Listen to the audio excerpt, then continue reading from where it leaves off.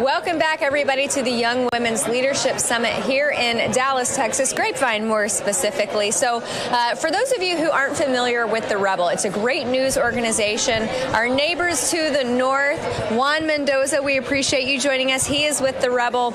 And for those of you who watch my show with John Solomon, you might have seen a Canadian named Ezra Levant. He is actually my former boss. I used to work at the Rebel years ago.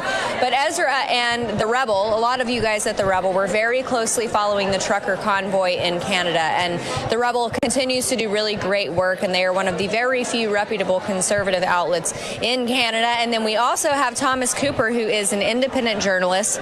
And you guys have done a lot of border coverage together. So, Juan, why don't you start it off, your experiences at Eagle Pass?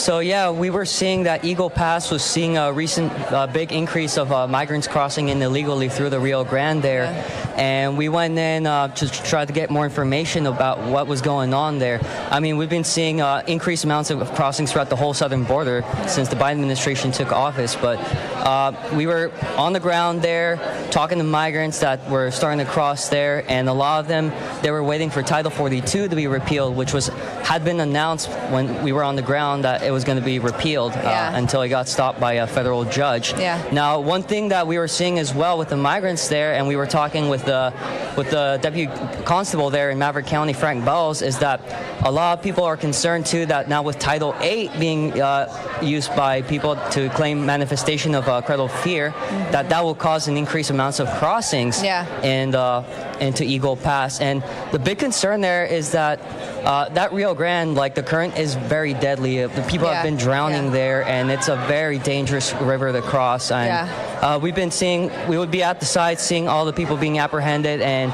a lot of the items that I was seeing there on the ground, we'd be seeing a lot of birth control pills, which a lot of people don't realize that migrant women tend to take that because they know that the chances of them being raped on their journey to the United States is very high. So it's very horrifying just to see the whole tragedy of events that happen down there at the southern border. But if you're one of these people who wants to shut down the border, then you're the bad guy, right? It's unbelievable.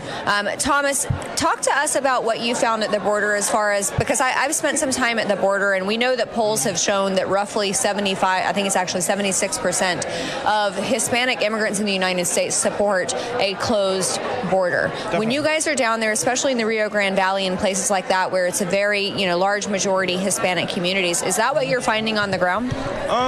Quite frequently, yes. Obviously everyone is different, but the vast majority of the Hispanic community down there, I would say, is definitely in support of much tighter border restrictions. Why do you think that is?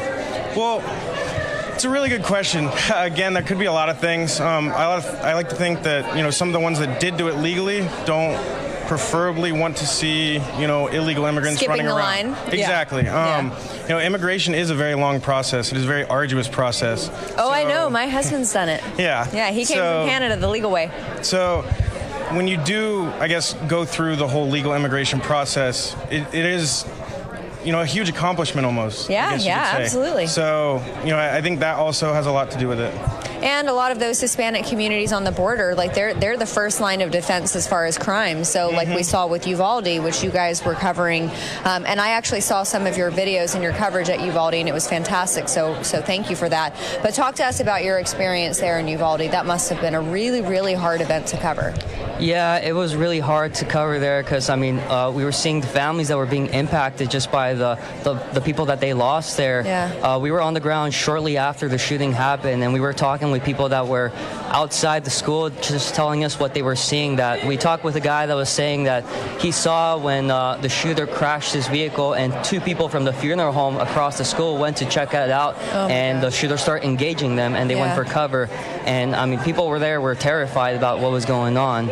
Oh, man. When you were talking to those people on the ground, I imagine it was very impactful across the board, but were there any interviews that really, or anybody that you spoke to that really stuck out to you and just really hit home?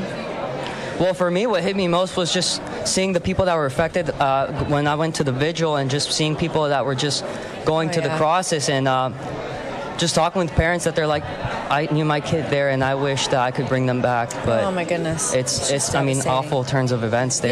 Yeah, and it's incredible, the lack of fortification of our schools, these soft targets. We all know the statistic, 92% of mass shootings take place in gun-free zones. It's just incredible that this is something that is absent from the mind of Democrats when they look at legislation. They blame the gun and not the perpetrator. And of course, we protect our banks, we protect our government buildings. Why aren't we protecting our children? Thomas, I wanted to ask you, I know you're an independent journalist. You've done a little bit of stringer work and freelance work with the Rebel, but what are your typical things that you cover in your line of work? So I cover pretty much everything. So I started with the George Floyd riots and the Daunte Wright riots in Minneapolis. My first big event that I really went to was actually Chauvin's conviction. So we were on the ground right outside the courthouse there. Oh, okay. But then after that, the border is the news story right now. Yeah. It is huge. Everyone needs to be talking about the border. Yeah. So the majority of my content now is the border. The fact that I was an hour away from Uvalde when the news broke, I did go to Uvalde. Yeah. But the border is mainly what I like to cover. Are you based here in Texas? Yes, I'm in Fort Worth, but I go all over. And then I also go to Arizona quite frequently. Yeah. I spent a lot of time in Yuma covering the infamous border gap there. Right. So, yeah, definitely. Yeah. Well, we appreciate both of you. We've got folks at this network who cover the border a lot. And you're taking a big risk with your own life. So we appreciate all of that coverage that you guys are providing and appreciate the work you do with the Rebel as well.